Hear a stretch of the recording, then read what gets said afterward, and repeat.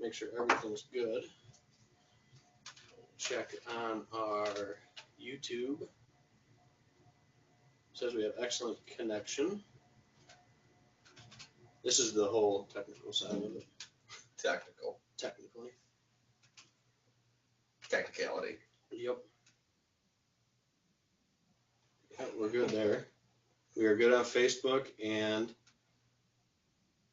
good on YouTube. We are live.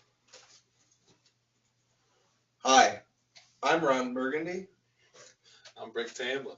And I'm Champ Kine. Whammy. And welcome to Whitetails and Whiskey. Episode 11. Brought to you by Anchorman Yeah. and Will Ferrell. Yeah. So, Whitetails and Whiskey, episode 11. Just hit double digits last week. And we talk about him all the time. So we have the man, the myth, the legend himself, Jesse Festa, joining us tonight on the podcast. Jesse Festa. That's right. Also known as Ron Burgundy. Ron Burgundy. That's right. Same thing. So yeah, Jesse, why don't you tell everybody a little bit about you, man?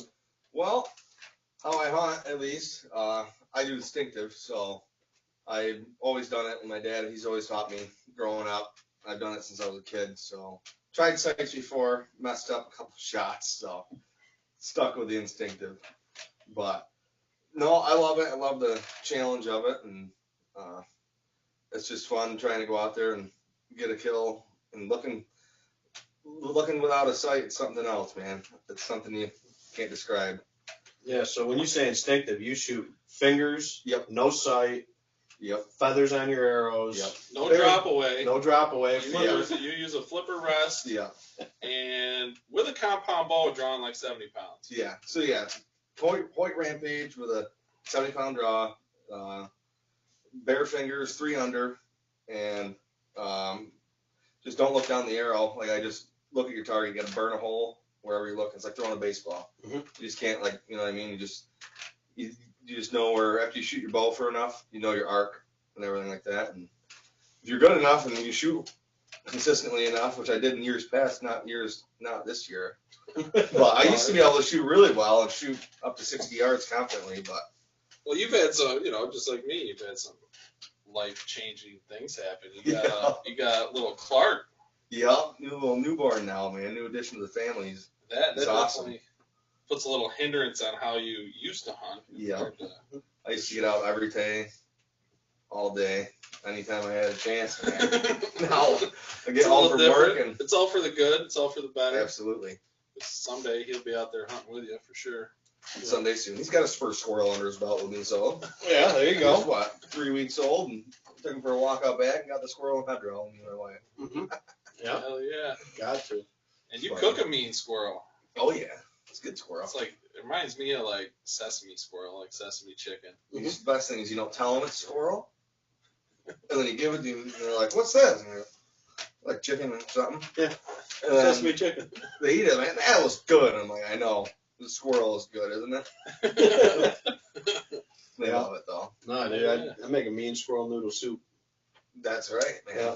That sounds really. I've never done the noodle soup with it, but yeah. So like when I do squirrel, I'll let them soak for a day or two in Okay. orange juice, and that takes all that toughness out of that muscle, and then you just shred it. Okay, yep. And then cook it like with some chicken stock, veggies, Yeah. and you're good to go, man. Squirrel noodle soup. Gotta get a few of them, but hey, It goes a long way in soup. Oh yeah, I'm sure. Yeah. But coming in on the YouTube line, Platt says, "Welcome, Ron."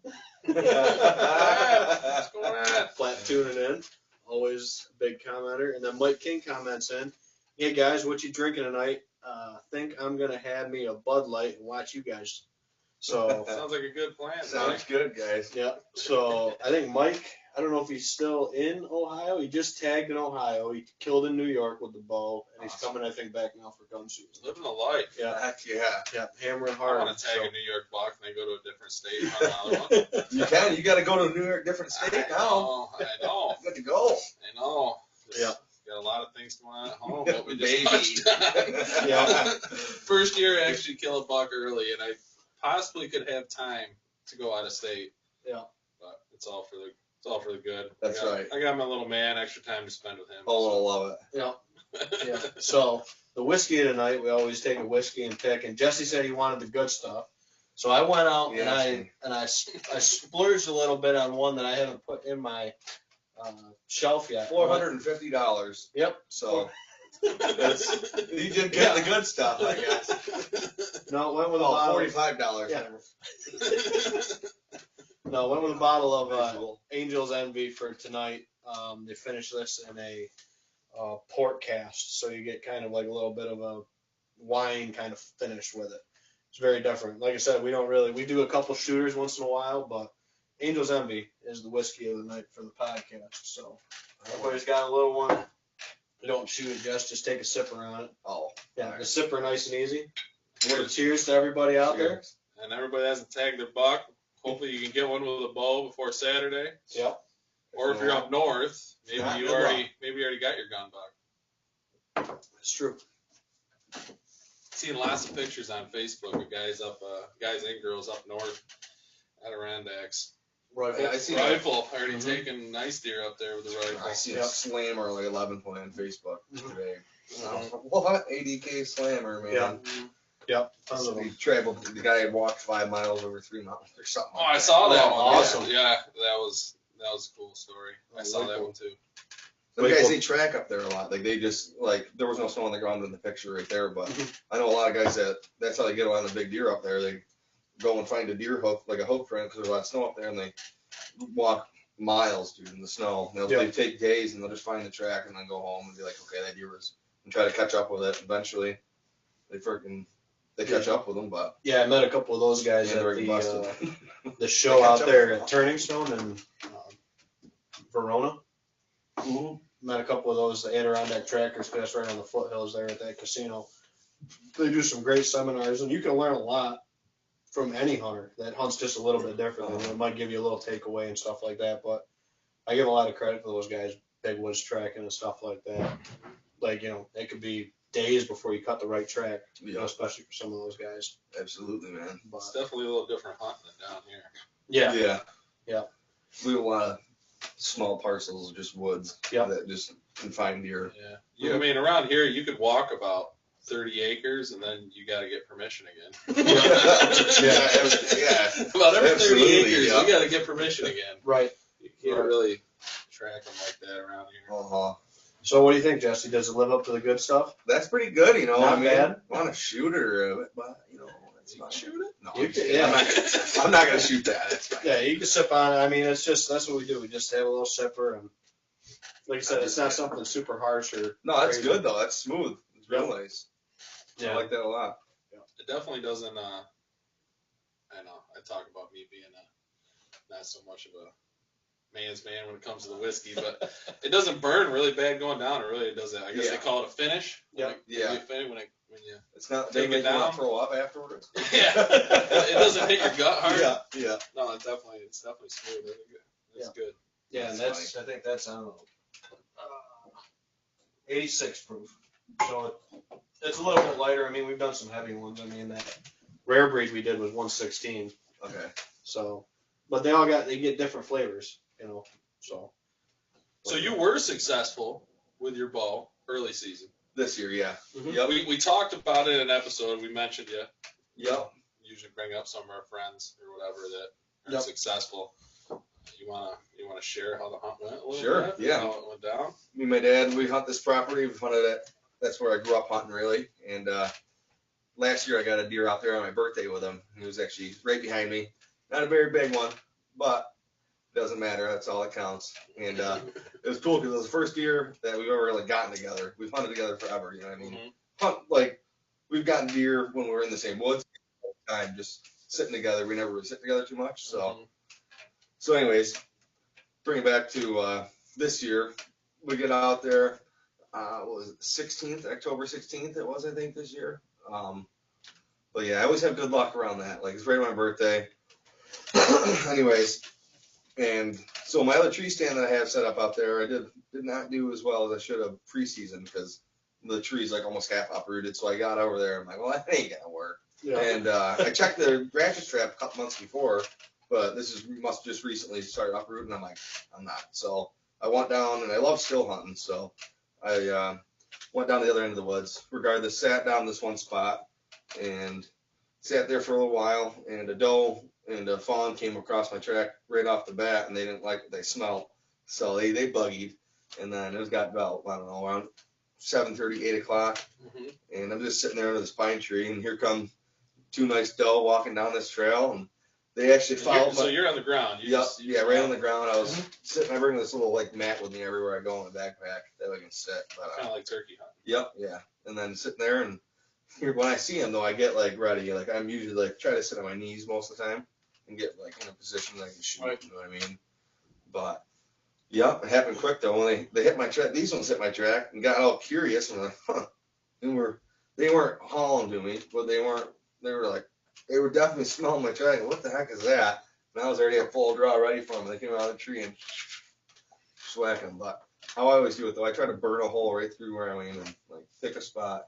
They say even with sights though, pick a spot. Like don't aim at that shoulder or the whole lung. I try to aim at like a dot. Yeah. Just a single dot, and obviously try not to pay attention to the horns. Yeah. That'll get you. Yeah. That's why I try to shoot some smaller ones, you know. They're better to drag. Yeah. You know? Easier to take care of. Yeah. Even though this year it hasn't been that easy to get them either. You killed some nice bucks. Mm-hmm. I've been with you for a couple of them. Yeah. You're good luck, usually. we went out this year. You were lucky before you and me started hunting together. Yeah, I know. I lost the horseshoe, man. I don't know. I gotta get it back or something. You got a pretty nice wall. Yeah. Couple of them, you know. Oh yeah. Or half a dozen. Yeah. You know. Yeah, it's always fun. Yeah. Jesse's a modest guy. Yeah. My my best buck's a spike though. The one still to this day, almost like memorable. My proudest buck. Mm-hmm. Walk us through that one. I know that story. That's a good one. That was public land. Should we wait a minute? Should we wait till a little while? Or I'm hammer right now. Hammer down with that one right now. Whatever you want to do, man. It's whatever you're feeling. We'll hammer down. Hammer down with it. We got this. I didn't want to make it just all about me. You know what I mean? Yep. So, well, anyways, yeah. So that one. Just a spike horn, but it's down in Naples State Land, and I was, 17, I think, and I was just starting to get into like hunting state land and messing around like that, and it was November, I think like the 6th of November, something like that. Walked way down in the woods, up on top of this big hill, and got down to this valley, and it's like a real steep side on one side, and then it's like 45-yard drop down to the bottom. Well, I sat there for a while. I got down there, like still on my way all there. Still hunted my way down there to that point pretty much all day. I got there in the morning around 8 and then hunted until dark. But got down the spot around 3. And so I'm young. I was sitting there and I had a grunt call. I had the Terminator grunt call from Nightingale. And I'm down there using the dull bleat, and then had these little like 4-point horns like rattling together. No shit, sure shit, dude. Like 15 minutes later, I hear. And I'm like, all of a sudden, here comes this spike horn. Like, oh my god! And that was like, I've shot in a buck before that, but not like big. You know, I needed all the basket. It don't even matter. Thing coming, and then freaking pumped to the middle of nowhere. You know what I mean? Draw back, downhill, like meh. Smoked him. He went about 35 yards and dropped in the other hillside, and I saw the whole thing. I'm like, this is so. And that was on the ground too. Yeah, that was right on the ground. Yep. And so I go up to him. He was dead with it. He was done within seconds. You know what I mean? So I go right up to him and got him out or whatever, and get him tagged, and freaking start trying to hike him out of the spot. And I'm like a mile in the woods, and the little spikes kept stabbing me when I was dragging him. So then I just picked him up and freaking walked his ass out of the woods. Wanted to see someone walking out of the woods so bad. Or when I got back to the parking spot, and of course every car's gone and no one's around to see me. But I was walked that buck right out, man, right on my shoulders, and skull mounted that bugger, and he's on the wall. Yeah. Sometimes trophies aren't necessarily by the size. You know, it's by the memory. No, absolutely. Absolutely. No, and I've never killed a buck on the ground. I killed a couple deer on the ground, but not up close and I've never killed one on the ground with my bow. That's, I don't know, it happens so quick usually. I did it once, but it was kind of an accident. I was walking the edge of a that's how it usually happens, man. You surprise me. And I got to the corner of the cornfield, and I saw some ears, the old radars over the Yeah. corn. You know, I was like, oh, there's deer right there. So I drew my bow back and I just kind of leaned around the corner to see what it was, and it was a doe standing right there at 30 yards, and I shot her walking out. Yep. It's So I mean, I guess cool, that's you're my like- experience from bow hunting on the ground. Yep. It's definitely a little more challenging bow hunting on the ground for sure. I almost killed my biggest buck that I've ever had. I almost killed him on the ground. Charlie Brown that Tomes got. What was that? 5, 6 Oh, you years got ago. that with muzzleloader. Yeah, got that right before Remember that muzzleloader. buck. Yeah. That was Yeah, pretty just a brute of a buck. And then, so I had him on the ground with the bow. Same thing. I was walking out midday, you know, me being, you know, kind of foolish or whatever, walking out midday after a morning hunt. And here comes a doe across the trail as I'm walking out. Here come two, I don't know, like 90, 100-inch 8-pointers or so coming right up behind her ass. The next thing I know, dude, I just hear like, "Brr," and a freaking tine's coming up the hill. And I go, oh, shoot. And he comes right out on the trail there. And he's just like on the edge of it where I could see him and his rack. I'm like, oh my gosh, no way. I knew what deer it was. I mean, he had that droopy drop tine, all the gnarly, non-typical stuff. And he kind of was looking up at the hill at the doe, and he kind of looked back over his shoulder. I got an arrow clipped up, you know, and I got my release on. And he steps out into the trail and does like an immediate facing right away from me. So all I can see is his butt. Texas heart shot. I thought about it. I was saying that, you know. A deer that big, you're thinking about it. I don't care Oh who my you gosh. are. Yeah. Oh, man. So as soon as He's got a drop time, you're thinking about it. yeah, no. Little love. Honestly, he's and like I said, He'll be sitting down. he would have been the biggest buck I ever killed. So you want to make sure you make a good Yeah. shot on him. Though. so he's literally facing straight away from me, dude. And he just kind of looks over his shoulder at me, big drop hanging, gnarly stuff on this side. He's just kind of looking at me, and turned his head back around. I got the full draw and I put it on him. I'm just like, oh, do I send it? He's only probably 25, 30 yards. Got it like right on his freaking tail, and I'm like, all he's got to do is take 2 steps and look back at me again, one way or the other, and I'm going to send it up his backside of his ribs. And he takes 2 straight bounds, and then he jumps right back off into the brush, and that was it. Yeah. And the next time I saw him, he The was neighbor got hanging. him. Next time I saw him, he was hanging in Ethan's barn. Perfect. It's good for Ethan. He's a Yeah. good hunter. Yeah. He's got quite a few shout outs from us. Oh yeah. No, we gotta probably get him on the podcast. He does a hammer job on public. Killed his New York buck on public this year. Went to Indiana. Didn't tag in Indiana. Taylor did, and His then friend did. yep. And then when they Friend came, of ours. yep. Then he came back to Ohio and tried a good one in Ohio again. And he shot a stud last See what year. we got on the list. Giant. Yeah, the script was very short tonight. A lot of improvising tonight. But yeah. So now that we got Jesse introduced and talked about a little stuff, I mean, gun season Saturday. Yep. You know, getting there. I Shoot know. your gun? Oh yeah, Betty Lou. Betty Lou already? Betty Lou don't. She's been knock on wood. You know, I haven't touched that scope since I bought that gun from the owner, previous owner. Mhm. not But you just shot the it. store. You shot it like This year, yeah, Yeah. the other day. make sure Betty Lou's. Yeah. Where But she needs seriously, to that be. thing, I don't know if I have touched that scope, like, and it shoots, I think it's a tap driver, I love that gun. Yeah. The old 300 with mag. So yeah, me and Ben got together a few weeks back and we shot ours at the local gun club. Mhm. They were looking good. Yeah, I got my smoke pole, my rifle, and That's my one thing pistol I on didn't the- do though yet, is my muzzleloader. I need to shoot You and one, me will have I to wanna get together and that. shoot the muzzleloaders because I haven't shot mine yet. Cause if I don't get a buck here, and it ain't looking good, cause I gotta get hay tomorrow and friggin' I ain't got the kids still, so it ain't looking very good in bow season. Yeah. And I need to get some meat in the freezer, dang it. That dough, man. Eating them steaks on lunch, you know, it's really good, but it's costly. For me, you know, for that one was running out. Hopefully. That's funny. She was like, "You having a steak for lunch again?" I'm like, "Oh yeah." Oh yeah. High Well, quality you'll steaks. shoot a deer and eat the whole thing in a week. You're an animal. Yeah, I know. Yeah. Breakfast, lunch, and dinner. Breakfast, lunch, and dinner. Especially when I'm ice fishing. Oh, Dude, I yeah. just bring out strictly meat Yeah. and just cook it. That's what I live off of. Yeah. I can't catch a fucking fish to save my life out there. No, I need to free up some room in the freezer. I still got. Well, I did really well last year. I mean, all those 3 does I shot were all freaking giants. You know, but yeah, I still gotta get some room cleaned out in the fridge from last year.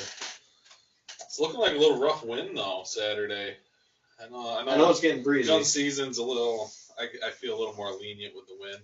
Mm-hmm. I guess with my style of hunting, but it's kind of like a southwest wind. You have like a definite spot you think you're gonna go to?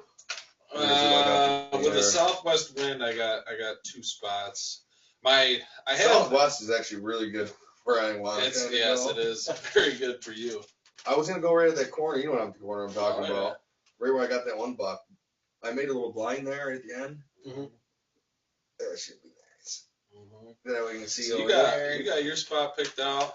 Yep. I got a couple spots. I mean, during gun season, my father-in-law, my wife, and sister-in-law is starting to kind of get into it. So my areas all get your a stands little are taken up. get a little concentrated down for a couple weeks. You get one stand which is fine. No, I want all them to be successful. They're all very good to me. Yeah. No, that's awesome. But no, I'm usually open in the morning. I go hunt the lease my neighbor gives me. I just go set up there and see what happens. And a few years ago, I got a nice 8-point open in the morning. The only deer I've ever shot my whole life open in the morning, and it was that 8-point. That was cool. But yeah, I'll be posting up over there and Heck yeah. see what happens. You never know open in the morning. I know a neighbor over there that has property. He's telling you a really big buck. Yeah. You got a good chance. I got some nice guy over there. Yeah, but the nice thing with that, like you said, you get the last pick of the spot. So when I killed my biggest buck, there was 6 of us out going out that morning for opening day on the farm. I got last pick. Yeah. I got last pick. I let everybody else pick before me. I took my pick and I killed that big 10-point over there. On opening day. You never know. You never know. It's a roll of the dice. Yeah. So you can do everything by the book as much as you want, and sometimes, that fluke my thing thing just is, happens. dude, go with your gut. Yeah. Whatever it is. I've killed, it's worked out at least where I went with a gut thinking like, okay, I really want to go to this stand, but then like halfway through, I'm like, oh, that stand. Yeah. So I want to go to the other, like the stand I just thought about, and then if you don't, you kill a deer. Yep. Every time. Yeah. So Sometimes, hunting would be a lot easier if you just had one stand. It would be. Yeah. This is You where I'm just go to going. this spot. I got no That's choice. Yeah. This is it. That's all. it was good for a West, but it's blown east. It wouldn't be as much fun, though, sitting there thinking about it. Yeah. But Platt commented in, when's the best time to shoot? Morning or evening? I don't know if he's talking about sighting end guns or he's talking about shot killing? opportunities. Take the opportunity when you get it. Yeah. I like to kill them anytime. Yeah. Sighting in, I like midday. I mean, if you're going to the range and stuff like that, or right after work, I don't really like shooting when you got low light and can't really see that great. Well, no. For sighting stuff in. Yeah. I want to make sure I'm hitting where I need to hit. But and then when it comes to shooting, take it right up to that. First, I would take it right up to that last minute that the state legally gives you. Yep. Take it right up there. No, 100%. And now that we got that extra half hour, legal shooting light, it's pretty dark when legal shooting light is over now. Yeah. It's not like it was a couple years ago where I feel like, I'm like, I still got 20 more minutes of I can see. I'm like, but it's walk back to your truck and you're like, yeah, really? I know. Yeah. You're like, come on. And we all been out there and we all heard that shot about 10 minutes after it. Yeah, pitch black. Oh yeah. Oh yeah. Opening morning shot when it's like yeah. you're all like you're walking, it's like it's pitch black. Yeah. Boom! Yeah. Wow. Holy. Yeah. Can't see your feet. Remember the headlights? Nice. Yeah. It's probably the guy that just walked out of his house because he's running late. He just pissed off, so he just sending one. Yeah. Screw it. Yeah. So opening morning, I think we're gonna have a couple people at the farm this year. It sounds like Dad's talked to a couple of relatives and stuff that are gonna come back out and hunt. So That's some competition, huh? Yeah, but I still haven't made it out of our cabin. dude, I'm happy with it. I love that deer can't feel. Like I said, the morning I shot, that Big Ten and stuff. We had 5-6 guys that morning. That's cool. People going out. That was cool.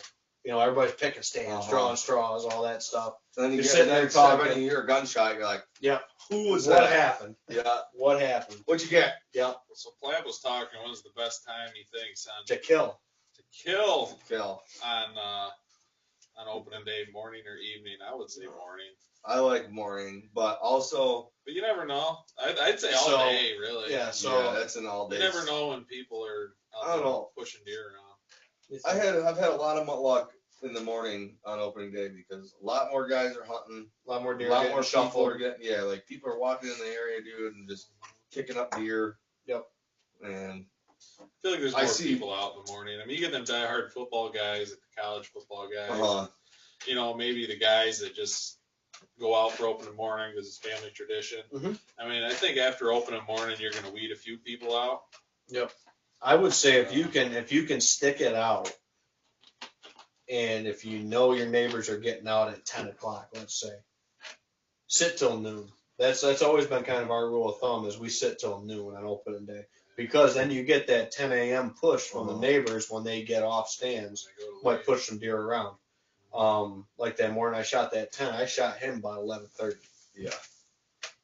And it just happened to be there was a hot doe there too. I mean, I drew the lucky straw that morning. Shot a doe first thing. She came in and then he came through like 2 hours after that. She was like 9 something. And then, like I said, I shot him, but I've only killed 2 bucks on opening day. I killed the 10, and I killed that 8-point that's down on the end, the Euro mount that's over there. I killed him on opening. I'd call it afternoon, but I got into the stand like 2:30, and I shot him like 10 minutes later. He just came cruising down a ridge. Maybe the neighbor bumped him. I don't know. Well, Saturday morning, I want the deer shed full. I want people. They got to bring their own hanger. Yeah. To hang their deer. It's just full. I just want to line up. We need a better rafter than that bitch. We're gonna fucking lay it down. Stacking fucking squirrels count. Yep, squirrels count. Squirrels count. Hang them up. Don't hit with that 300 Win Mag. But I am kind of bummed though. Bow season's gone. I just didn't get enough time this year. Like I didn't get. I'm always bummed when bow season's done. I didn't get I don't know. I usually go on the state land and do just stuff on hunts, and just sneak around and just check new areas and stuff like that. And I did I did a lot of, not a lot, a couple of times I went duck hunting when I should have went deer hunting.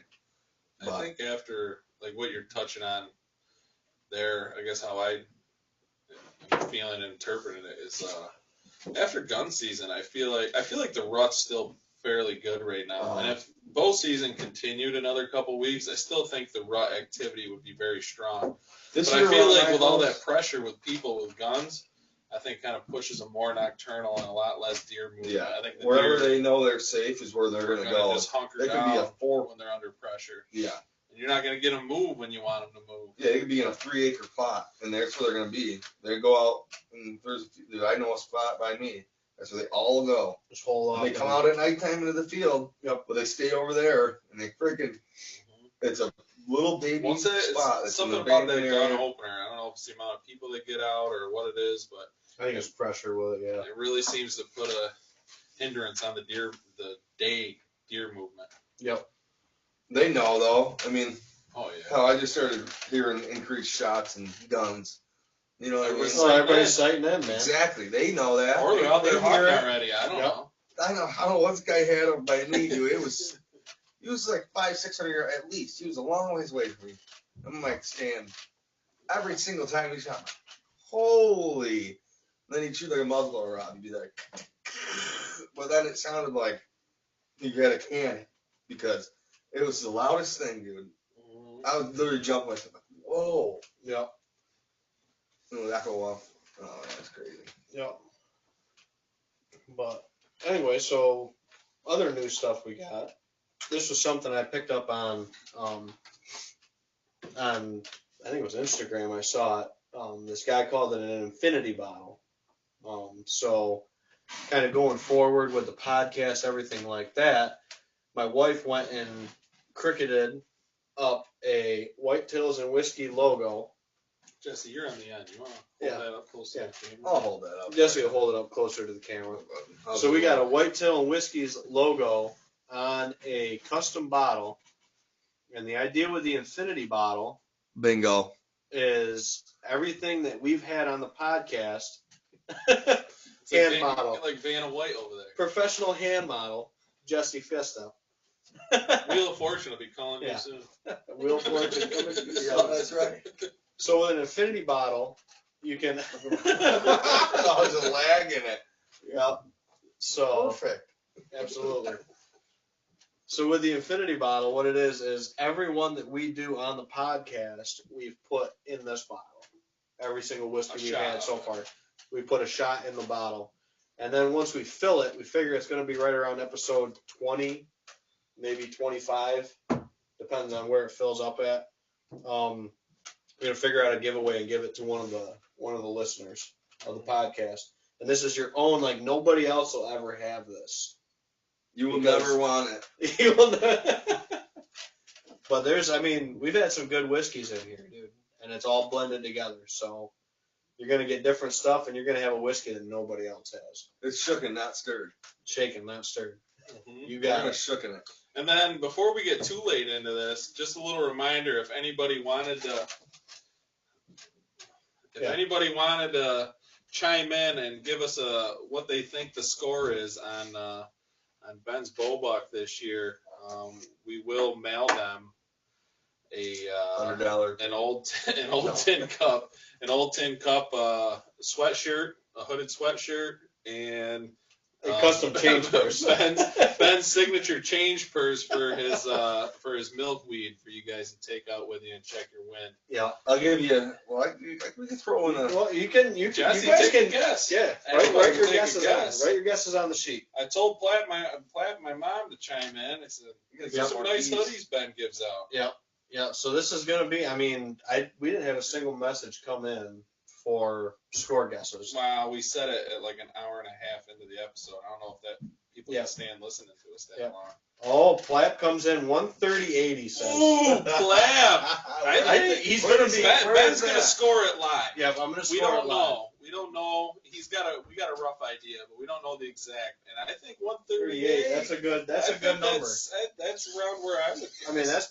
That's pretty close to what we think he's gonna go. Right around that 140-ish mark, I'm thinking. I think that's a solid guess. I think 138's good. So I'm gonna go. write her down, Jesse. Write your number down, Jesse. Yeah. I'll write it down for you. Let's see. Yeah. 36, So anybody 136 and 7/8. You know. Jesse 136, 7/8. 136, 7, 8. So we're taking comments for scores on Hornet, Ol Tin Cup Hoodie, Ol Tin Cup Change Purse, Milkweed Dispenser. Mm-hmm. Is going to be yours if you are closest to the pin. Closest to the score? The actual Close to the score. score gets the hoodie and change purse. So we have So, to keep the antlers. no. My dad tried buying all of his deer mounts last night. For $1 a piece. For $1. He says they're all worth about $1. Well, you said which one are you gonna give away? This one? Is that the one you were gonna give away next? Ooh. My wife with the cold shoulder says 123. Ooh, Hannah. And then she said 132. The dyslexia. Hannah, I deal with that too. Yep. Yeah. So Hannah 123, just cold, just. of course, the wife's got to throw a jab at you. Yeah. Platt got 138, 132. and then my wife said 132. Jesse said what? 130. Platt said 138. 138. Yep. Jesse said 136, 7/8. What do you think, Nate? I'll take a crack at it, but I'm not in the running. I'm not gonna take the running. All right. What's your number though? What are you thinking? I'm gonna go. He's pissed I got my number. He likes my number. I do like your number. Yeah, that is a good number. So anybody else, feel free to comment in. Like I said, it's 100% free to enter, so to speak, with the comments. I'm gonna go Anyone 134. watching me right now? 134. 134. Nate dirty dogging me. And 2 8s. And 2 8s. Is that even a thing? Thanks That's for a the quarter 2 8s. inch. 2 8s? 2 8s is a quarter. Why don't you put 1/4? 1/4 8. You got it. So 2 8s. Why do you put a quarter? Like just it's the same thing. Because it actually, and when I don't deer fucking know. scored, Okay. it's actually all in 8s. They don't go by quarters or Yep. halves. yeah, Not so very it's good math. so it's all in 8s. I mean, know. 2 um, 8s is in the score. so the basic score of Let's see how good Ben is, the champion. the explainer. What do you think it is? See how Well, you close can't Ben tell. can get. How many people? I think he's going to be watching? just short of 140. He's going to be like 130, Plant. 138 and 5/8. You know, if he didn't break that other horn, 138 and 5/8. 138 and 5/8. Not quite 140 because his split's gone. He'd be over 140 if he still had his extra time, I think. So the whitetail mount or whitetail buck, you get your main Everybody beam. left. They got mad. no one's Well, here? there's nobody on the Bullhorn. Oh. How many people left us? No, it was on a different. Yeah. They all So left us. it streams YouTube, Facebook, and Bullhorn. all at Flash, the you same still time. here? Flap's still here. Flap, don't leave us. Yeah, we need you, Flap. You're the only like we got. Mark C comments in Ooh, 135, Mark 7/8. C. All right. Thanks for All right, tuning Mark. in, Mark. Yep. So, and feel free to anybody else tuning in. That's to a good drop- one. That's a solid. That's a solid number. I think he's 130s all day. You know, Let me might see hit this 140. Jesse's got to hold him. He He's might- a little He small. might touch 140, but I think he's in that mid 130s. See, I I'd think- probably yeah. pass him because 135. I'd probably pass him. that'll stab you if you're trying to drag him. I Yeah. don't know if I Thanks, carry Mark. your spear out. He was poking me and Nate the whole way up the hill, Yeah, well, you shot him and No. he died down the bottom of the hill. 100 most- yards on the steepest hill on your property. Yeah, well, That's a nice buck, man. so I don't know if he's gonna quite The other year, I shot one right here. right Just through like the this 9. big buck like this, Mark, right here. Mark says hello. Sorry, Hello. Mark. Yep. We were checking some other sides of things. Right in the Gotcha. horn. Liza says Ooh, 133. Liza. Liza wants the hoodie. Liza's chiming in. Yep. Where's the Coles guys? I don't know. Where's the at Nicole Feast? Where's Where's Clark's Old Tin Cup Switcher coming in? She can can text you a number. It'd be all right. So with a whitetail mount, he's pretty simple to explain. He's got no abnormal points. He's a straight typical I'm frame. gonna bring him up there to him. Straight typical frame, and then you can see all across the beams I got the painter's tape. So you take your measurements. Price and right. Price is right. You Price take and your- right. You take your measurements from where the Thanks, Ron. tine leaves the beam. You can see I got my lines all on there. I got my tape in there for the mast measurements. You get 4 mast measurements per side, no matter what. You know, whether it's a spike, 10 point, 16 point, you only get 4 mast measurements per side. Yeah, and Bingo. we're not doing deductions. We're doing gross score. Yep. Probably should have clarified that before Yep. people started. Yeah, this is green gross for gross score. green gross for I scoring. like to score a deer for what it is. I don't like giving them deductions. Yep. So Deduct him. so he'll get his main beam measurements on both sides. He'll get each tine. That is ugly. No. He's ugly. Well, he had them fibromas under his eye. Oh yeah. Oh, dude, he's got a bunch of cool like fibromas and stuff. Yeah. Ben, I need a Coors there, buddy. All right. Before you really start taping Before we start taping here. and we give out the hoodie. Yeah. Before we give away my hoodies. Well, I gave away your hoodies. Yeah, whatever. All right. So first deer I look at, I obviously see if there's any abnormal points. Go back to the other one. No one tunes in on Facebook. No. Clark is gonna have to make his debut. Owen and him are the next generation, Liza says. Owen and Clark will be, and Ben's future child will be carrying this on. At some point. That's how Episode Clark- number Clark will 797. have a recurve. Clark's gonna be a recurve shooter. Clark's I really want to get it. I just want to like get a his dad. recurve. He's gonna be an animal. I just need to get like 3 dozen arrows and a really big target so I can practice again. So I sound like I can't shoot, but I Ooh, kill squirrels. Nicole Festa comes in at 140. There she is. Nicole, watch it. Oh. She thinks she's like, yeah, I'm watching it. Don't be drinking too much. So the one thing I will say for everybody guessing scores, Yeah, the wives like to keep a close eye on us, which is all pretty good. That's for the greater good, folks. Yeah. So the one thing I'll say about when I'm stretching my own tape, especially, I shade it light. I always do for whatever reason. I always tape them lighter than what they get booked in at comparatively. So for inside spread, he ended up coming in at 17 5/8. So That's great. there's your first measurement for that. So that's inside spread. That's at a parallel from tips of beams, base of antlers. You get the inside spread from the inside of the beams, not the greatest outside spread. Timothy, Well, it's the 136. greatest Gotcha. inside, though. Greatest inside spread, right? Pretty much, right? No? So just like center. Yep. So what you look at with the rack is you look at this parallel line here. Yeah. This parallel line here, and you're making an imaginary Next parallel to it. line Okay. in the middle there, and that's your inside spread. I got a funky rack. You know what I mean? That are Funkies are tough. Yeah.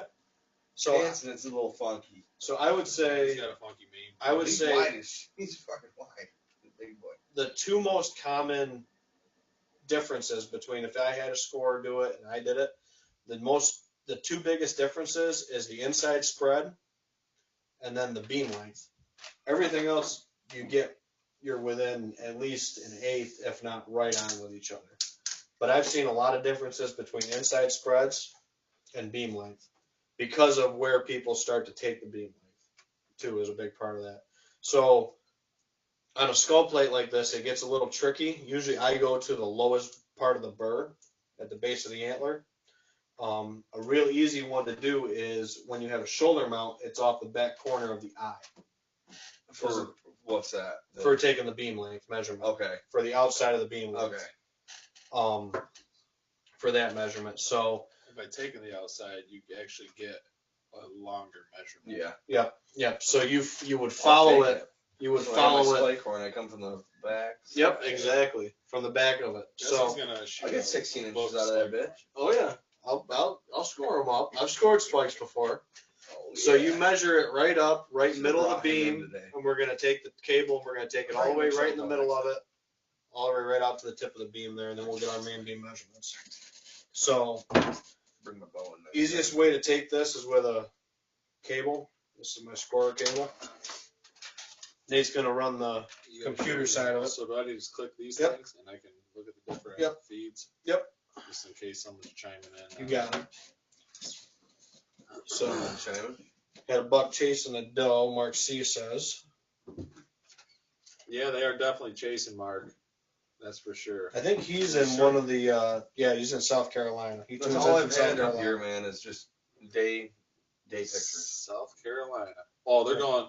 I tell you, As soon as I spooked that buck the other day, right? that 10 a.m. to The like pictures. it happens.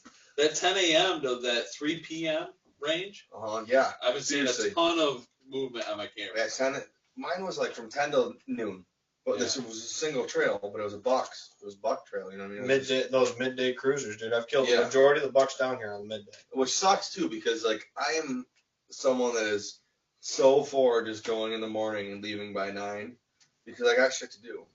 You know what I mean? And then by that time, like Well, we all got lives. that's why I love We're out there still trying to hunting, get it because done, that's why but it's we still all got hunt. lives. When I'm still hunting, I'm moving, and I can just stay out there forever because I'm just doing the same thing. Like when I sit in the stand, dude, monotonous. Just I can't. I've never sat at my tree stand all day and/or It's tough for some people. honestly, I haven't sat in there. I don't think since for like more than 6 hours, dude. Seriously, like So we got I'm out. At 20 like hour and 4. 6/8. That's still a long sit though, 4 hours. That's why I have a couple squirrel arrows with me. These 'cause I guys that can't sit all day, I've never done an all day sit. shoot at squirrels. You know what I mean? I'm using broadheads at squirrels by the end of that. I know, set. we did a buddy hunt this year. I know. I And, you got were- squirrel hair on that arrow too, Did by you? the way. Did you get squirrel hair? You couldn't see it in your video because you were videoing the freaking stump by I couldn't find it. it. I was trying. He was sneaky, that squirrel was. He was He like was. 35 yards and I hit his ass, so. That was pretty good. No sights, you know what I'm saying? All sides. You know how many squirrels I've wounded this year hunting with my bow? Usually I'm sticking them right to the ground. I'm like off by this much each time. Well, you got busy things going on, man. You got Clark at home. I mean, trying to adapt to that, and then trying to get back into hunting. That's what happens. So for both beam measurements, he's actually got pretty short beams. Love them to death, but they do take Pretty time. short beams. So we I got feel like a piece of garbage if you don't. we got 20 and 6/8 on the left and 20 and 7/8 on the right. That's why you love them. That's why you want to be there. That's why you think that. I don't know. So after you take the inside spread, which his was 17 and 5/8, and then his beams came in at 20 and 7/8 and 20 and 6/8. So I mean, I would expect that he's pretty uniform. You know, nothing crazy there. So then for your G1s, you draw an imaginary line where that tine leaves the main beam. You do that on both sides. What's this on? And that's where you would take it. Where'd Nicole text us on? YouTube. Or Facebook. She was on Facebook right here. Yep. So typically brow tines, I take the front and the back measurements and take the biggest of the two. This one I looked at him. I think he's going to measure better from the front with his brows. 9 viewers on Facebook. So And then we got G1s. 4 on YouTube, and I believe 1 on the Bullhorn right I'd just like to say to everyone viewing, thank you. Thank you, guys. You know, this is my first time on a podcast. now. Not bad. You're doing great. You know. So Not sure what to do with my hands. Just put them down by your side. Down? Jesse's a big Will Ferrell fan. If anybody can catch on to that. Kind of a big deal. He is a funny guy. yeah. So we got pretty short brow on the right side was 3 and 4/8 on the brow on that right side, and then the left side he's gonna go. Tell you what though, I am ready to let her bark. I'm ready for gun season. 3 and 5/8. So just an eighth difference. We need to go over. I've been sitting on my couch basically ever since. Fuck you. Ever since the 27th. I would love to be able to be like, well, I ain't need to go out. Yeah, I but I already missed the got best 2 part of the here. rod, man. Yep. So Yeah, I know you got that 100, 200 fucking giant deer, you know, It was a beautiful 200 deer. pound yeah. monster. So what I like to do with the tape also helps you keep good memory of where you've measured already. I take my tape off as I go. That way I know I got those measurements for those tines or those mass measurements. So as soon as you measure, take that measurement, you take that piece of tape off. Yep. That way you know what you still got to take and what you haven't taken yet. So brow tines are done, the G1s, beams are done, and the inside spread's done. So and anybody tuning in now, we are doing a guess for closest to green gross score for my bow buck, and we're giving away a hoodie and a milkweed pod dispenser for that. So if anybody else wanted to comment on I it, feel lucky because I haven't got a milkweed. put my hands up on my head like deer antlers. Hannah told you to put if you don't know what to do with your hands, put them up on your head like deer antlers. That's what Hannah said. You got it. That's funny. I love it. You got it. So, and then for taking, I'm bringing my hat. you know, next time. G2s, G3s, G4s, all that stuff, it's where the tine leaves the beam. You draw a line there. I take a cable, and you follow that line of the beam where it leaves I see myself. the beam, and that's where you draw your line for your measurements. Yeah. For everybody wondering, I know it's really delayed. just a little bit. Yeah, our view of things is a little delayed. Mark C is cooking a little chicken barbecue. That's good. That's always good. I had 92. I dropped the little guy off at my mom and dad's so I could come to this podcast, and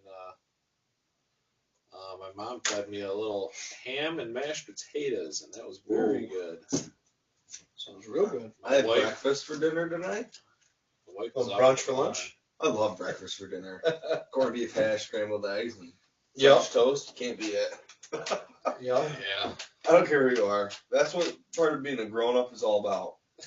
making those decisions. Making them What are we gonna have for dinner? Breakfast. Breakfast. We did that 2 weeks ago, last week. You know why? Because We got a newborn. We don't have time. Absolutely. we don't have time to go to the grocery store. So Yeah. and eggs and bacon. That's what we're eating. Absolutely. The bacon was frozen. I was gonna have bacon too. Oh, Bacon's completely I missed a comment from my dad. 4. He says Nate always wants a raw steak to chew on. Does that mean he's ready to hunt? Oh yeah. Oh yeah. Clap, if you're tuning in, Yeah. give him it. Give him a steak. Give him a steak. Let him gnaw. Don't let him swallow it, but let him gnaw on it, gum it. Yep. It's good for him. Yep. So All left right. side's All all right, done. Ben, give us some more pointers on your scoring here.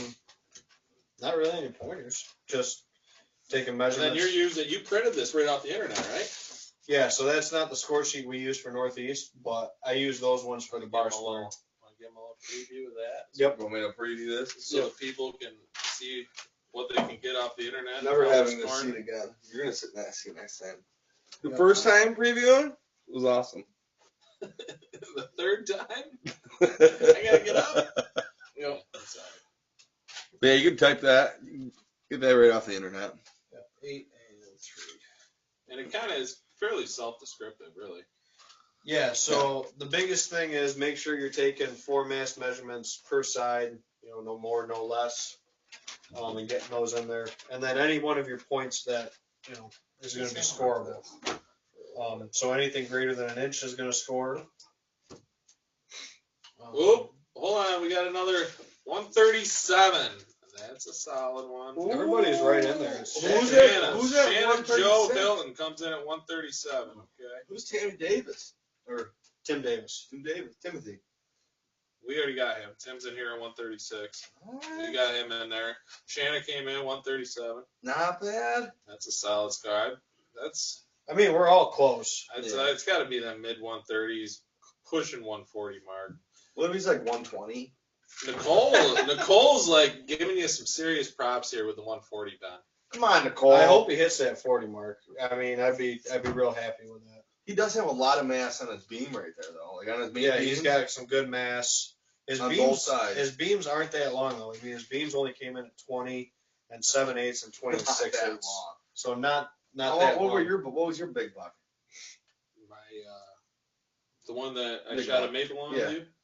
That one went. 24. He had like He 24 grossed, which is this would be a gross score. This would be a green Yeah. score because he hasn't gone I'm through saying the he 90. made, yeah, but gross score what was this? The 90-day drying period. He was 156 green, So what was his main beam? Do you remember? 2 foot, 24 inches.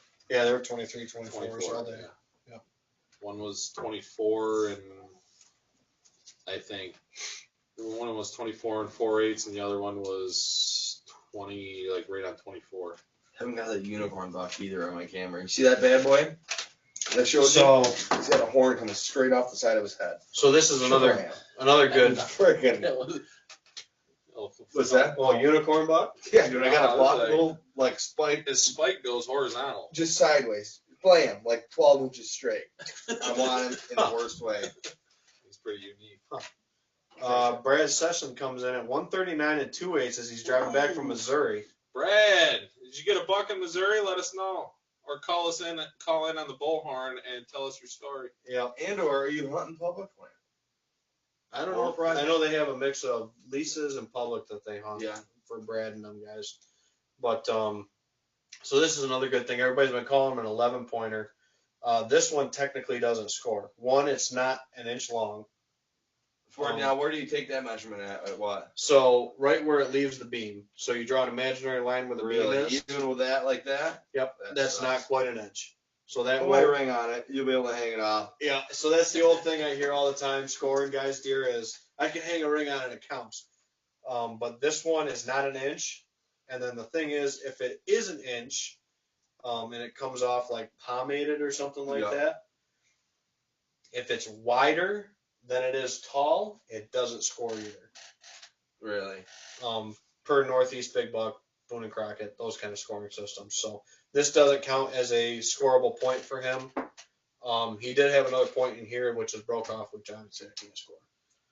So we have our typical 5x5 frame scored up, beams, G1, G2, G3, G4, all done up. So all we have to take is our 4 mass measurements per side. He's going to do pretty good on mass. He's got pretty solid mass for some good circumference there. For whatever. But my measurement's looking pretty good right now. Brad said Dave and I both got bucks in Missouri, and Brad shot one in Ohio too. So everybody's out there killing on the road. Congratulations, man. Guys! That sounds like a hell absolutely. of a trip. That does sound like fun, boys.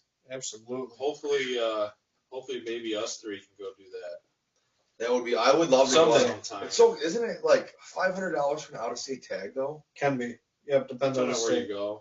Ohio's really not that bad. Yep. See, I've never even been. It's just so hard to do that. I mean, really it'd be think fun. Illinois is that bad, is it? But that's what I want to know. Like, are they them guys out there? $160. To go out there to go state land. Ohio, state land in like Ohio. I mean, is it like one? How big of state land is it? Is it like thousands of acres? Oh yeah, state it's land. huge. Yeah, So it's like there's more than what we have around here. Then I think half the state is like state land. Well, it depends on the sections you go to. Southern's you pretty can go down to heavy. Naples and not see a damn deer or Yeah. any of these state So- land pieces. Is that gonna be it? Because everyone nowadays is going out of state. I mean, out of state. go on your that live Onyx. there out of state. Yeah. Huh? Just go on your Onyx. So you can go on I Onyx. don't know that premium. I just have for New York. I'm a Gotcha. cheap bastard. Gotcha. Go on. You go on Google Earth and look it up. No, I know. Yeah, you can look up some of the state lands and stuff like that. What I'm saying is, it's just like, are you getting? You gotta either be like, you gotta know what you're doing to go hunt a different state and pretty much be successful. Really, you know what I mean? Oh, you gotta be on your shit. I think all three of us could be successful out there. I know. It's just all like, three of us have a little different styles and Uh-huh. techniques of things we do, a little different tweaks to them. like, is there that many more deer out there? You know what I mean? Than here? You think? Yeah, I believe the population is a Well, lot and more in here. You see a lot bigger deer, or like. On average, I think the bucks get bigger. so than there's the other this is a whole rabbit hole of conversation with it, but I think there's definite reasons why other states have quote bigger bucks. Ohio doesn't have the hunter numbers New York has. That's first. Really? Yep. They're way less. New York's top 5 in the country for hunter numbers. The only ones that beat us out is Wisconsin, Pennsylvania, and Texas. I don't know that. Texas is absolutely ridiculous because of the side. Billy Harvey. Yep. So, Who? Bill Harvey? and the other thing with Ohio is it's a $1 state as well. No deer on New York state land. That's what he says. He kills most of his deer on state land. Don't let him fool you. Hey, I got a spike horn once, twice. You know, Yep. that's why you got no big deer on state land because of a guy like me. But Billy, like I said, there he's. Billy says, "I'll show you an inch." Yep. So, Billy, we're trying to keep it PG. Yeah. yeah. So, No, not really. um, That is funny. the other thing with the mass measurements, everybody on a deer that they're scoring usually takes the biggest mass measurement. You actually take the smallest between those points. So you take the smallest measurement of the circumference between the burr and the G1, or where the G1 would be. And then between the G1 and the G2, the smallest mass measurement, G2, G3, mass measurement, G3, G4, take the mass measurement there. Or if he's an 8-pointer, you measure to the end of the beam, halfway point, and that's where you take it and multiply it by 2. With him, I get it here for his 4th one. But so far, his mass on the right side is 4, 3 4/8, and then 4. He does get a little bit heavier out toward his end of his beams. And then this one's going to probably be 3 7. Yeah, 3 7. So you can see I'm stretching that tape. I'm trying to find that shortest mass measurement. That's the one you take for your score. Anyone chiming in right now? Yeah, Let me know if you guys have any squirrel arrows on your quiver. If you don't, you're missing out. Because all them little bastards that are behind your tree stand that make you think there's a big buck behind it and or a deer, you can be taking them bad boys out. It's also good practice. And they are good to eat. Aim small, miss small. I was just Deer don't care. Unless they're like 35 yards from you and you shoot like me one time. I was like, put my squirrel arrow on this little bastard. Sometimes they're there, and I literally drew, and I literally looked, no deer. Shot, and I seen the tail flack. I'm like, and thing standing, I'm like, damn it. It hurt me that time. But I have shot at squirrels that are deer like 80 yards in the field. shot at a squirrel, like killed it right in front of me, and the deer did not even flinch or nothing. And they didn't. They were like, It's hard for me to justify shooting a squirrel with a $30. well, you're not using your best arrow you got. I mean, if you got some crappy broadhead, and you're not using your broadhead, you're using a field game point, like a judo point. Right. Yeah. Right. And granted, yes, you Judo points. You lose a lot of arrows, and it does get pretty. It gets expensive. I've lost 4 of my arrows. I mean, I shoot those FMJs. Do I need to? No. Well, that's what you get. Carbon arrows work just as good. I think so. You don't need to get the FMJ for a squirrel, in my opinion. If But you're gonna get a squirrel, you're I gonna. mean, you're paying $100, if not more, for half a dozen of them things. Oh, at least. If you got like, Man's on a budget, you know. Yep. Maybe on a budget. those are bear shafts. Bear shafts, $20 an arrow. You're not even throwing a $10, $12. I can't even broadhead find- on it yet. Like I was looking at it because eBay is the best spot to go for arrows if you're gonna look for arrows. Like just type in eBay, whatever kind of arrow you have, and if you have some common sense, You shoot know, probably 340s, right? yeah, that's what I shoot. Carbon 340s. Yeah, I want to get. I don't know. I almost want to like mess with it and see if I get a. That's what the heaviest spine arrow you can get though, isn't it? No, you can get them way heavier spine than that if you go buy them custom. See, I want to go to the But as bow for shop. standard ones, you can get 340s is probably about that. I used to be able to get my bow right, paper tuned, even with my how I shoot. I mean, a perfect freaking hole. But I only go to like the bow shop and see if they can like take a day or not a day, but like at least like 5 or 10 Good minutes. talking, Mike. Yeah, and just have them be like, all right, well, run like do the paper like let's get this thing dialed in. And maybe I have to move my master hair, but I tried it, but it keeps on like knock high or knock low, and it's the same. I move my knocking point, it's just different. I don't know. Yeah, it's definitely actually a good point to bring up is making sure your bow's tuned right. Oh yeah, paper For the tuning for season. sure. Paper tuning. I've never done it personally. I know you do it. Yeah. I don't know if Ben's experimented with it. I've always just taken my stuff to the bow shop and made sure It's easy to do. It was kind of there, and then if it wasn't, they just adjust it for me. Yeah, most of the time when they do it with the bow, they do it there at the shop. But yeah. But I also shoot there once a week, so Uh-huh. I'm fairly good friends with the shop owner. So he usually, if I got a little issue, he'll squeak me in pretty quick. Yeah. And take care of me. But Oh, how often do you get that? So I got 9 inches of score from the 8th measurements. So this will be actually easy math. He's going to come out even. So whoever gets an even number with no 8s, so no eights. might be no eights. no 8s. He's going to come out flat. Fuck you. Okay. But you might be the closest. But you No. still might be the You still could be the closest. No, there's someone like that at 136. And good for you because you're gonna win. 136. I don't know if he comes. Oh no, someone guessed 137. Good for you. You're gonna win. Yeah. You were sorry. So we got 17 for the spread for everybody adding along at home. Come on, 136. We Doing got my math 136. I'm gonna vote for him. We got beams at 20 Who is apiece. Tim, let's go, Tim. So both beams and the inside Sorry, spread, Nicole. he's at 57 on the button. Let's go, Tim. I think Shannon's got it. 137. And then both threes for the brows gives him 6. Let's So go, he's gonna be at Tim. 63. And Flap. Tim And and then Flap. 9 and 8 138 so is 17 with the 2s. Both 2s together is 17. My That boy, gives him Blue. 80 inches. And then 7 and 5, that's going to be 12. This guy. So he's got 92 there with his G2s and G3s and inside spread. And then Bringing plus energy, I like it. 8. So he's at an even 100. 100-inch deer. Perfect. We all lost. Damn it, wow, you were all So- way off. No. So with inside spread, main beams and tines, he's at 100 inches. So You still got your mask. I got the 9 inches of, Man, if we could all have 9 inches. yeah, if we could all have 9 inches, it'd be great. So So we we'll got- show you an inch. Yeah. Well, So we got look our at Billy's we got our inches. 9 inches at 8s from all the measurements I added in. So he's at 109 before his mass measurements. So plus Them 130s gonna be right there. 4 and 4 is 8 between his burrow measurements. Puts him at 117. Plus 3 and 3 is 6. 118 for your deer. Puts him at 123. 4 and 4 puts him at 8.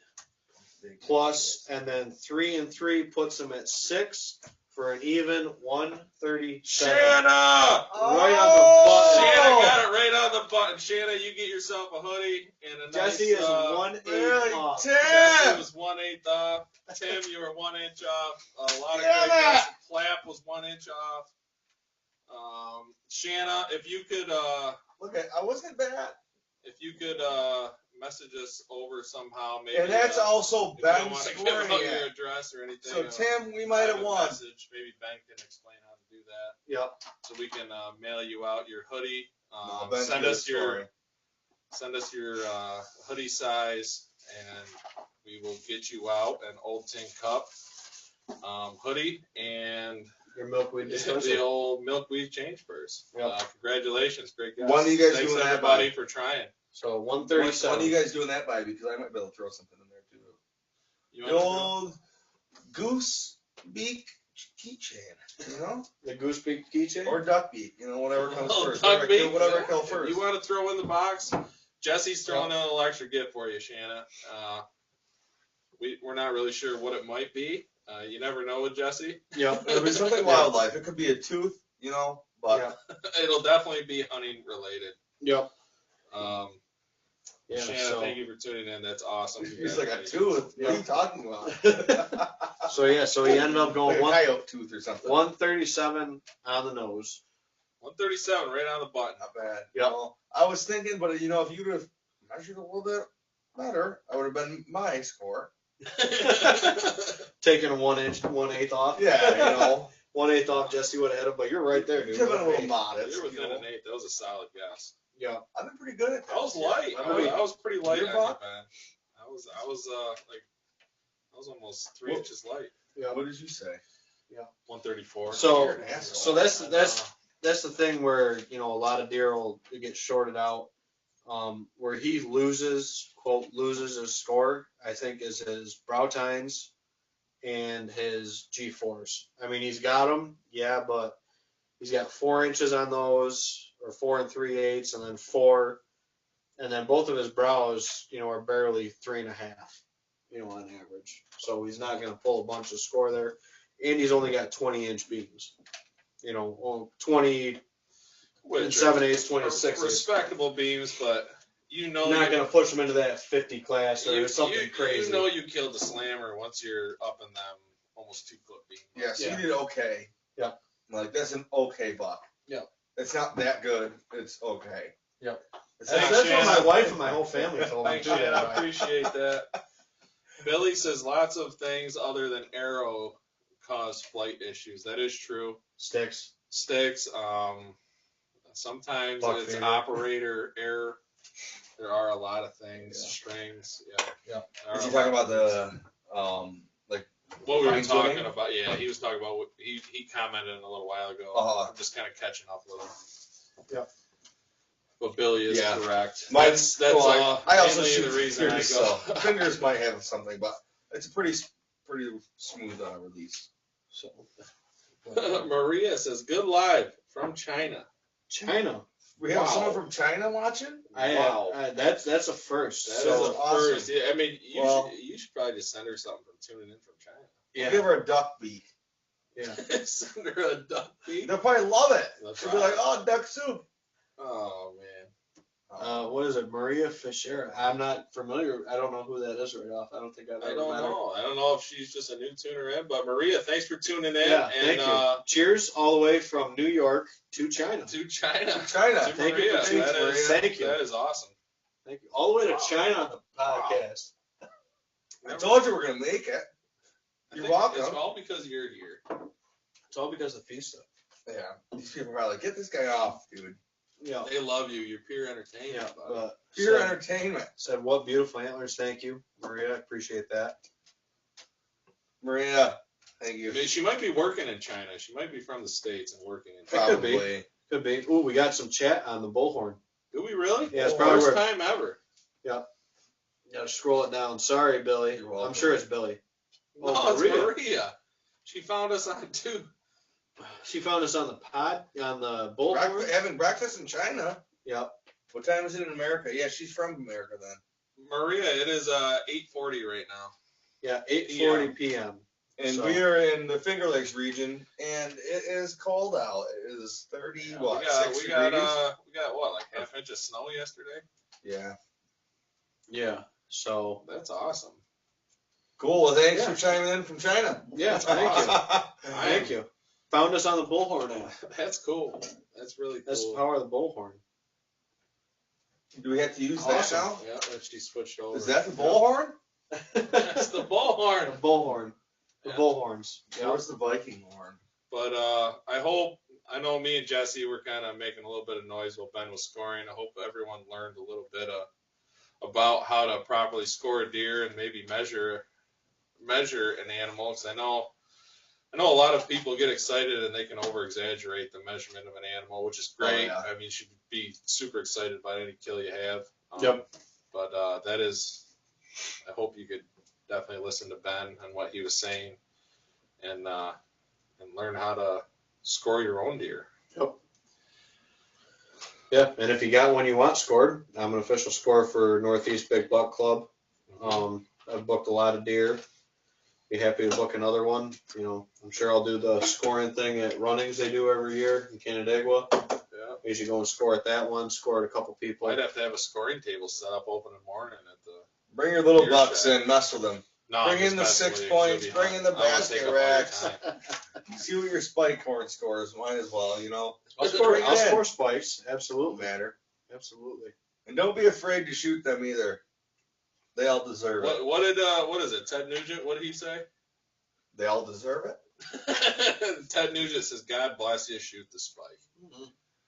Well, I say Yeah. kill them all, big and small. You know, they all taste the same. Not really. Small ones taste better. Oh boy, your identities are being stolen as we speak. Billy, you're taking our identity? Liza's like, I was thinking the same thing. I'm Ron Burgundy. So, I don't know what they're talking about. Our identities are being stolen, must be. Well, I'm Ron Could be. Burgundy, and they can have it. Tim Davis commented in, Ben, I have a buck from 2011. I've been trying to get scored. You been helping me? Yeah, absolutely, dude. I'll score him anytime. We got a little hanging post right there where Jesse is that I put shoulders on if he's a shoulder mount. Right here. Yeah, what that hangs on. It's perfect height for shoulder mounts for scoring. There's a screw there. No, this is where this goes. This is where the buck is. Yep. Hangs right there on the hook.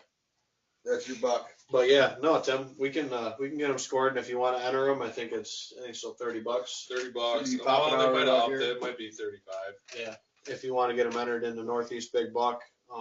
But if you want to just What's the minimum score of Northeast Big Buck?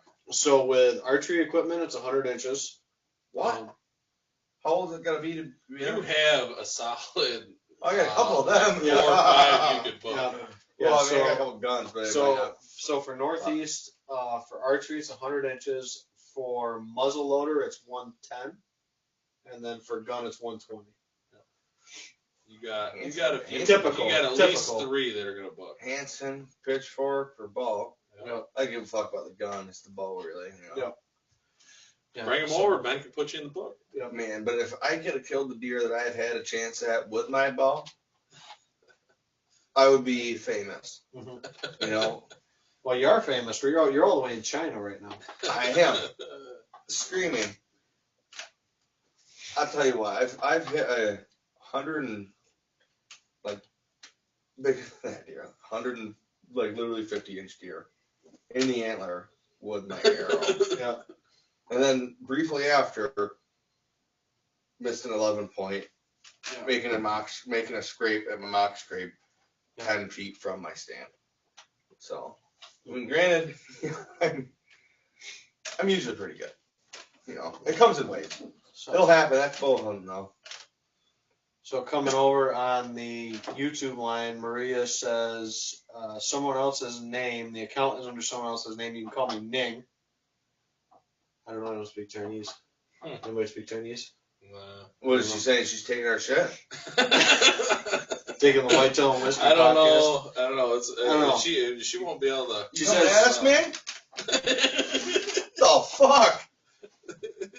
Said doesn't understand what we're saying, but it looks interesting. Says, do Oh. you speak Chinese? None of us speak Chinese. I speak a it's little. alright. I mean, I got sign language. We all understand my sign language. But yeah, so Billy says China for China! all the way in China. China! Pert near there in China. Pert near there. You know what? China. Well, that's cool. Always $1 short in China. But Shanna, if you're still tuned in, Yeah, I'll message Shanna. You She's can, friends with me on message- Facebook. Yeah. yeah, okay. As long as Ben's got you taken care of, Yep. we'll be good. And what do You we? want a what bottle do of we? whiskey? What do we? No. Bottle of whiskey. Didn't she win that? No, it's not finished yet. Well, it's not for her? That'll be like episode 20. Probably 20 or 25 Oh, we'll have this one. Dang finished. it, Shan. Yeah. Next time, though. But You can win next time. what are you looking at, Nader? So we're an hour and 15. So what else we got going on? We can talk a little bit more about something, though. No, I'm just kidding. But no, I don't know. I don't speak any Chinese, so I can't contribute to that side of the conversation. Yeah, I don't know about that. Oh, I don't know. Hopefully Ben's not getting hacked right now. I know. Yeah. I know these. Chinese, But, Japanese, suck on these. No? Oh boy. All right. All right. I didn't know. So- I'm sorry. This is supposed to be an uncensored edition. It is. Yeah. So what's everybody else got going on before deer season here coming up? What do you think for opening day? I know Jesse says he's got a spot he's got picked out. You're going so to let's Louise? talk about tactics, altering over from bow season to gun season. How you switch your tactics up? Like, I mean, do you hunt with a gun the same as you hunt with a bow, or do you get a little more lenient with everything? Let's say if you're a scent control guy, do you slack off a little more with the scent control so you can touch out there a little farther with a gun? Do you do your tactics change? Do you have stands specifically set up for gun season? I don't know if anybody's got. No, that's a good point. Mine in gun season, it does. I do get more like lax with it, but in my mind as well. Like I get more lax with it because I'm hunting with guys usually. When I get like gun season to me is like really more like camaraderie. fun. Like yeah, like You're not my so little solo buddies. with it. You're not so. Yeah, bow season is just like usually just me by myself and figuring it out. But gun season, yeah, I do get more lax with it. But if I'm by myself, I still try to be as stealthy as I possibly can because a lot of times in bow season I get deer within 50 yards and I just can't shoot them because it's just not the right spot. My arrow arcs and I don't know. But with a gun, I feel more confident, or with a gun, you just feel more confident. I feel like because you can shoot. Nowadays, you got a rifle, so you can shoot 300 yards like no problem. If you get the right spot, for sure. Yep. Yeah, I would agree with that. I would say my tactics change a little bit. If I'm hunting in timber, I will carry a shotgun. If I'm hunting on a field edge and plan on the deer coming out to the food, I will bring my rifle for the range, just for the whole, I guess you call it ballistics point of it. A simple twig will grenade your high velocity rifle bullet. Yeah. And a lot can happen with a scope in a woods that you are missing between you and that animal. Yep. I've had it happen. I definitely prefer to hunt with a shotgun when I'm in the timber. Oh yeah. Brush gun, man. Yeah. Or maybe a 30-30 or something. Someone's got a little bit more gun. density of a bullet. You can't beat 20 or 12. For sure. 20 or 12 gauge, you can't beat them guns. Yep. Yep. I love my 20 gauge. I love 20 gauges too. It's hard to find rounds for them now. Especially if you got a rifle barrel. Yeah, I've heard that. from a couple You guys. gotta switch and freaking smooth bar. I'll get some sluggers in that bad boy. I will. I mean, when it comes to like stand location, The only reason I say think I that is will- because of just how expensive them sabots are. they are Sabots expensive. are just so expensive. If Yeah. you're gun sighted and you know where that thing is going, Yeah. those are sweet. They're rifle, man. And they expand. They're just a giant hollow point usually. Yeah, for sure. And I mean, yeah, like you said, they're brush gun. They'll blow through. You know, they'll take out whatever's in their path. But I guess tactic wise, like stand location, I'm still thinking a little bit of the rut. You can still get away with it early in the season though too. Yeah, There's some I spots that mean, you're usually hunting. after Thanksgiving is when I will start switching back to not hunting as hard. I will hunt like the last 2 hours. You know, I'll go back to like early season bow hours. Yeah, that's when they come out is at dark. I feel like they're switching back to more food around the Thanksgiving mark. I will definitely do that. That's just some of the things that I've learned and seem to be a little more successful for me. What do you think? Yeah, so like we talk about, I'm a big guy of the 1 year rule. That's my been my bread and butter with things. Like last 4 out of 6 or so that I've killed on that 1 year rule. What's that? So that's that big whiteboard that you see when you walk in. Those are specific target bucks. We call it his Dahmer board. Yeah. That's the Dahmer board. Yeah. So Grandma, I like it nuts. Excellent.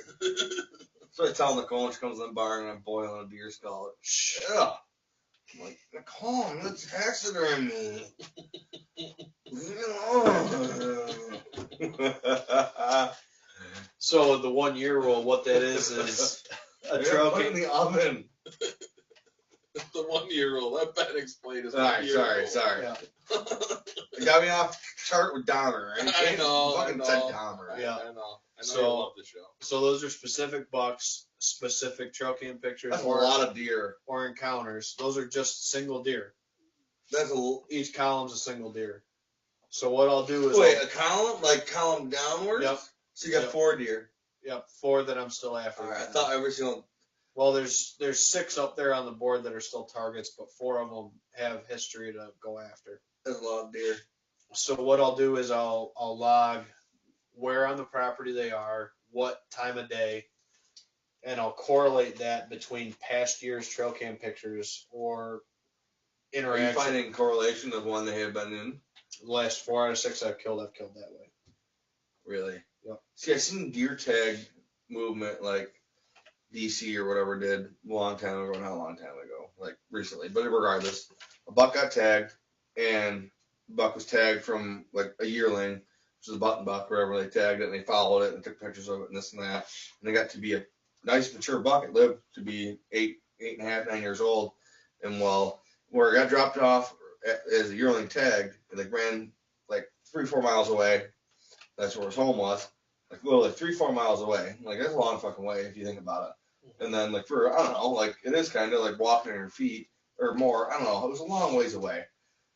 Anyway, so did all that, and then it would just like go in his core area, which was like in like a mile area, like throughout his whole life. And it'll maybe go out like 2 miles, 3 miles, and then when it got to be like old, like to it's like 9 years old or whatever, it literally made its like same trail back to the area where it was like dropped off or as a baby. They found it as a fawn. I think they picked it up where it was like born, but it went back to the same area it was born and like died or something like that. Cool And it was just crazy though, thinking like they have like a buck like rooted, you know, and just to think of that, I don't know. That does have something to come into play with what you're talking. Oh about. yeah, absolutely. Yeah, because they go in like The deer having a similar pattern. And we touched on it in prior episodes. They'll live in certain areas, certain times of the year. Like we have them on camera. And we have a fucking cabin all summer long, eating our mineral and our like food, early food plots and this and that. And they love it and they freaking tear it up.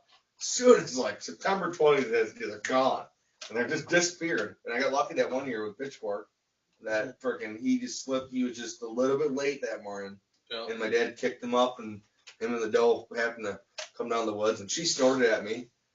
What I don't know how he didn't even give a fuck. She snored 3 fucking times at me. Oh, I'm like, man, you're lucky I can't even see your ass. I was gonna shoot her, and all of a sudden I seen his ass coming down the woods, just white eyed. I'm like, oh my god. I'm like, Yeah. and she ran away, and he was on her, but he didn't even follow her. He went like towards the food plot. I let him get by, like he was gonna walk in the food plot, but I was like, get by that tree, you're done, man. Yeah. My Luminox shut off as soon as I hit the deer. Yeah. Freaking dead. I was like, you kidding me? Piece of junk. Yeah, Crazy. Luminox. I'm not a big fan of Luminox.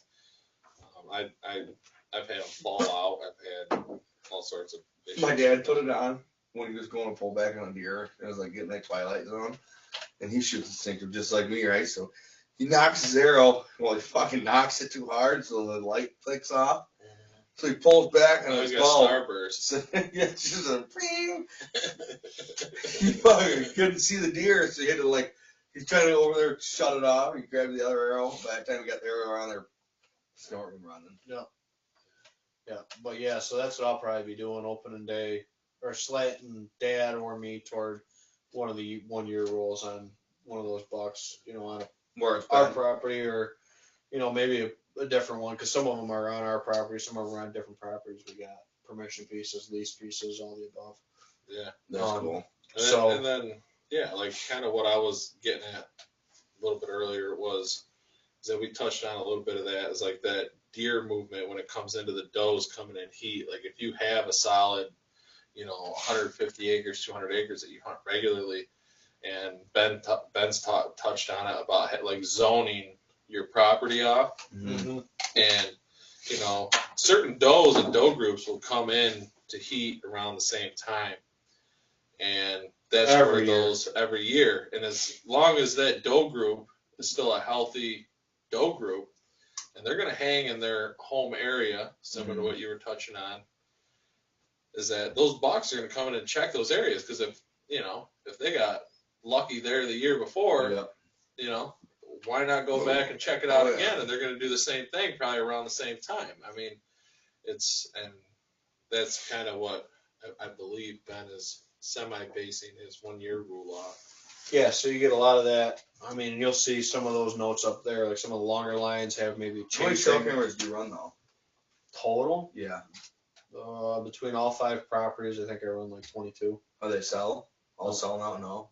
So you got 0 cell cameras? How come? No cell cameras. Just because it's fucking Because money. I don't care what my cameras are telling me this year, because I used last year's data to kill the bucks this year. Yeah. And that's just what I found success in doing it. I think like 22, 23 cameras between like my 5 properties. See, I like got that I hunt.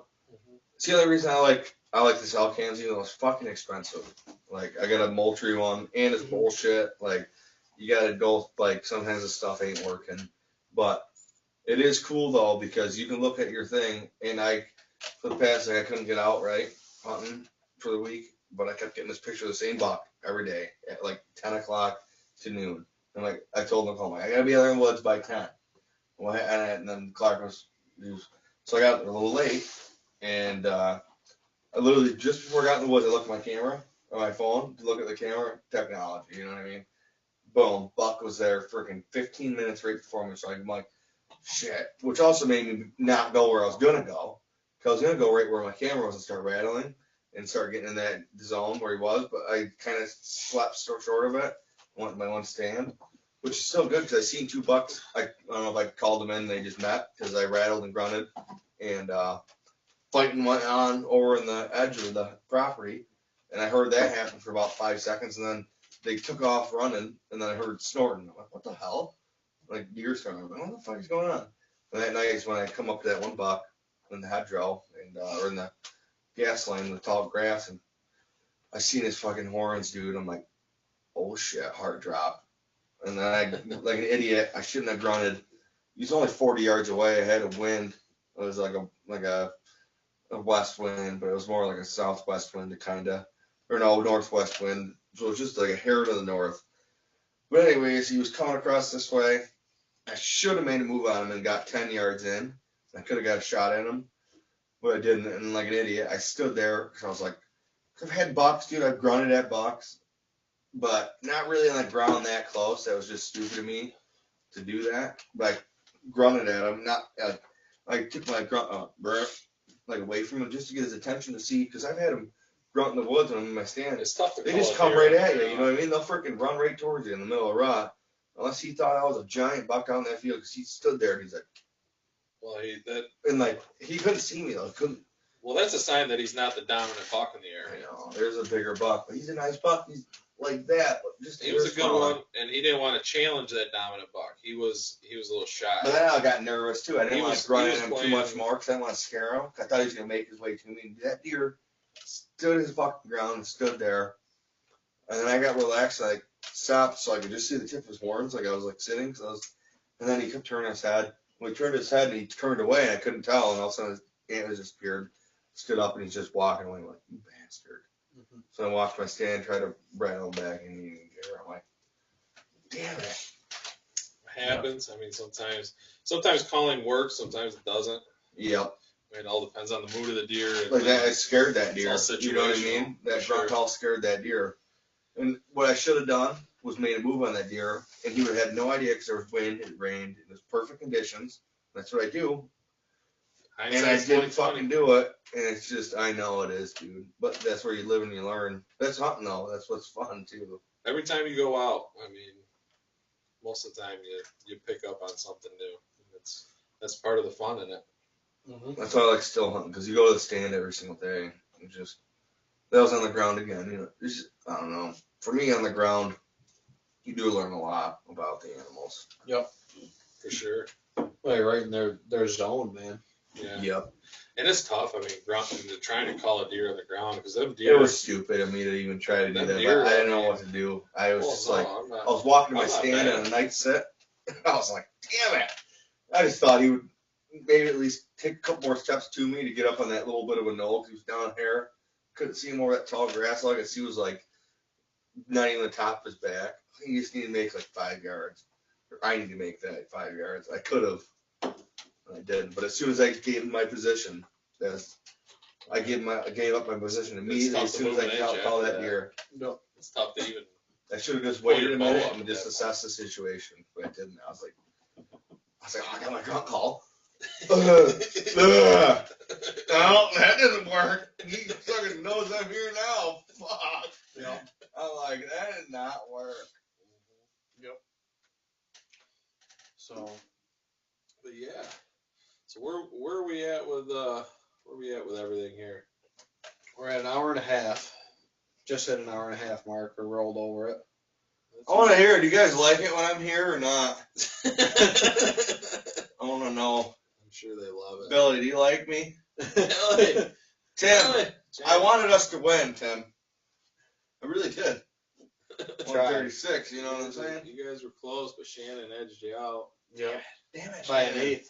by an eighth, 1/8 of an inch. She was going off of my number, and she's like, I'm just a little bit higher off him. Yeah. Just 1/8 higher. She might have. She's like, There's he one knows eighth what he's more. talking about. I know he does. I'm thinking. I think everybody enjoyed you being on, Jesse. Maybe. For sure. Oh no, they did. Had a rough start, you know. You guys come at me hot with the questions. I was like, maybe wait till after, and you guys are like, no. I'm like, No. okay, we're gonna go with her now. We're going right now. Welcome to the jungle. Welcome to the jungle. I like baby. it. Yeah.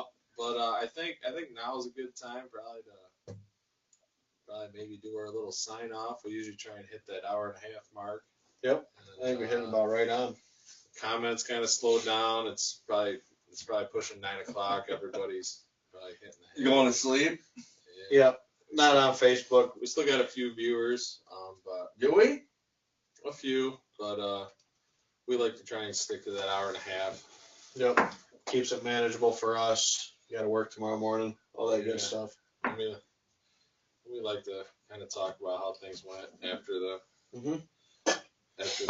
podcast and everything. So next week will be opening day. We'll have some What do we- talks. Maybe we'll have one hanging in the deer shed. And Oh, we can have a podcast from the deer. It'd be cold enough to staying till the podcast. Maybe. Depends. Depends on See when it how gets goes. tags. Yeah, it all depends. And I know all of us will be trying to get out Hopefully there tomorrow as night, or much as we tomorrow can. night after work, I can go look at these new guns. I can look at. Not new. You got I think a deer slayer, and then a couple other older 12 gauges. Not older, but like, Dave never, cause I told him, I'm like, he said, so, alright, let me restart. He said he needed trees done. He's like, I got some guns though too that I would take for money, and I'm like, okay. I'm like, perfect. And he's like, I want like some slug guns. And he's like, that's what they are. I'm like, awesome. Like, exactly what I want. I'm like a deer gun. I don't even have a deer like shotgun. I'm using a Colt shotgun. I want my own. I have my 20 gauge, but I can't fucking. It's like a bird barrel with like a double bead bird barrel. You need a nice slug gun. Yeah, I would love just a regular bead slug gun, and then the iron sight slug gun. Fucking, you know, gotta ring out Betty Lou and be able to touch off whatever I see. Let's just get her done. Me and the fucking shooting sticks. Let's have at it. Yeah, have at it, man. Them Primo shooting sticks are the best best investment I've ever made. Yeah, those trigger sticks. I like the trigger sticks. Yeah, that's what I got. Just the 2-stick one. Yep, the bipod one. Yep. Dude, I mean you got all a single of them. one? Single, yeah. All of them would be sweet. They all have their like the singles would be sweet for. I use mine as single a lot of times because it's fucking just like two are in the way sometimes, especially when I'm moving. But it's so convenient when this one can be like 3 foot, this one can be 2 foot, and you just dink, and there can be a rock that's on it. It doesn't matter. It's fucking solid. As soon as you let go, and that thing pivots. That's how I shot that one buck last year. Yeah. Well, that's how I got like.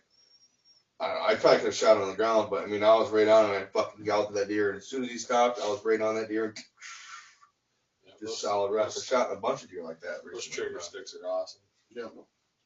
You got the ones you got to set up.